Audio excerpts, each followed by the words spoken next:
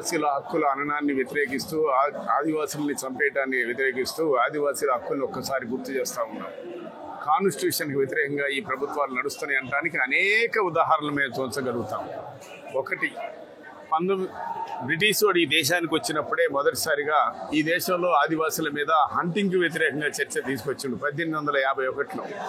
ఆ తర్వాత అనేక ఉద్యమాలు జరిగిన తర్వాత శ్రీకాకుళ ఉద్యమంలో రక్తం ఒడిపిన తర్వాత 170 యాక్ట్ వచ్చింది. 96లో పెసా చట్టం వచ్చింది. 2006లో అటవీ హక్కుల చట్టం వచ్చింది. కానీ వేటిని అమలు జరపకుండా పెసా చట్టం ప్రకారం వీటి ప్రకారం కలెక్టర్లకు కూడా అనుమతి లేదు, గ్రామ సభ తప్ప. కానీ అలాంటి గ్రామాలని ఇవాళ ఆక్రమించుకొని వాళ్ళ కాళ్ళ కింద ఉన్న ఖనిజాలని కొట్టేయడం కోసం, బహుళజాతి కంపెనీలకు అమ్మేయడం కోసం చాలా కుట్రలు చేస్తూ వాళ్ళని బలపరిచే వాళ్ళని హత్య చేస్తూ ఉన్నారు. ఈ కగారు పేరుతో 600 మందిని హత్య చేయడం అందులో భాగమే అనే విషయాన్ని కూడా మనం గమనించాలని నేను మిమ్మల్ని కోరుతా ఉన్నాను. పౌర ప్రజాస్వామిక హక్కులన్నీ ఏమీ అమలు జరపడం లేదు. ఈ మీటింగ్ జరుపుకోవడానికి కూడా అనుమతి ఇవ్వడానికి చాలా ఇబ్బందులు పెట్టారు. లోపల మీటింగ్ వాడికి అవసరం లేదు, బయట ఊరేగింపు లేదా లా అండ్ ఆర్డర్ ప్రాబ్లం వస్తుందంటే వేరు. ఆ లోపల జరిగే మీటింగ్లకు కూడా మా అనుమతి ఉండాలని వచ్చి పోలీసులు లోపల కూర్చోవటం ఎలాంటి ప్రజాస్వామ్యం ఆలోచించండి. చట్టాన్ని ఉల్లంఘిస్తున్న వాళ్ళు, చట్టాన్ని అతిక్రమిస్తున్న వాళ్ళు ఎదుటి వాళ్ళని మాత్రం అంటున్నారు. కాన్స్టిట్యూషన్లో ఉన్న ఏ హక్కుని 5వ షెడ్యూల్ 6వ షెడ్యూల్లో ఉన్న హక్కులు వేటిని అమలు జరపని ఈ పరిస్థితికి వ్యతిరేకంగా కొట్లాడుతుంటే పోట్లాడే వాళ్ళని మాట్లాడని అంటున్నారు. కొట్లాడే వాళ్ళు ఇవాళ మేము మాట్లాడతాం, శాంతికి వస్తామని చేస్తే శాంతి చర్చలు వద్దంటున్నారు. మేము కాల్ చేస్తామంటున్నారు. కాల్ చేసే హక్కు ఈ ప్రభుత్వానికి ఉందా?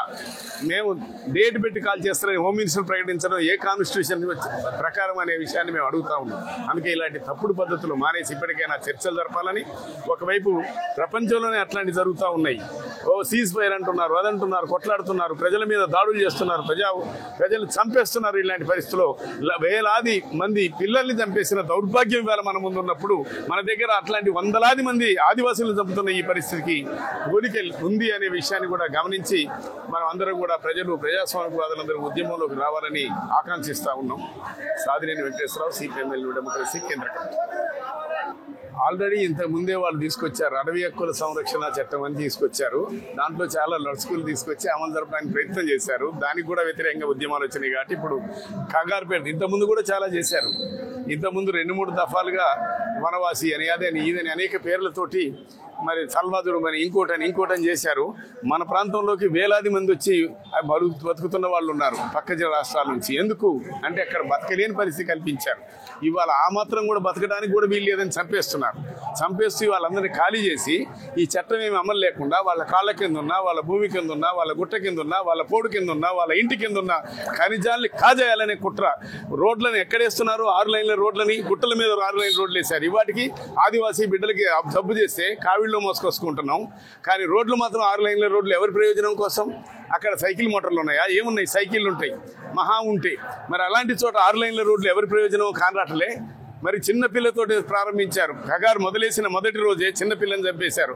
ఆ చిన్నపిల్ల ఏ మావోయిస్టు ఏ తిరుగుబాటు చేసిందని చెప్పారు. అనేక మంది మహిళల్ని రేప్ చేస్తున్నారు, ఇష్టారాజ్యంగా చేస్తున్న పరిస్థితి. ఇది దేనికి నిదర్శనం? అందుకే ఇట్లాంటి వాటన్నిటినీ ప్రజాస్వామికవాదులు మానవతా హృదయంతో కూడా ఆలోచించి ఖండించాల్సిన ఒక ప్రత్యేకమైన స్థితి ఉందని గమనిస్తూ, అందుకే శాంతి చర్చలు జరపండి, ప్రజల్ని చంపొద్దు అని మేము కోరుతా ఉన్నాం. ఆ శాంతి చర్చల కోసం డిమాండ్ చేస్తా ఉన్నాం. ఇండియా పాకిస్తాన్ ఉద్రిక్తతలపై లేటెస్ట్ అప్డేట్స్ కోసం డౌన్లోడ్ చేసుకోండి RTV లైవ్ యాప్.